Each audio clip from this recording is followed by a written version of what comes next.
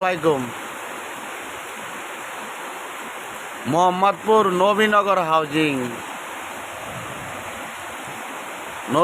Housing 6 নম্বর road. হ্যাঁ, এই সেলাভের কারণে রুটঘাট যা আছে সব পানির তলে। বাংলাদেশ সরকার অনুমোদিত হাউজিং, এ হাউজিংয়ে যারা যারা কর্তারা আছে সবাই এই সেলাভের জন্য অবস্থিত। তে আমরা দোকানদারি করি, ঠিক আছে, দোকানের ভিতরে পানি, দোকানের ভিতরে পানি পানি পানি। হ্যাঁ,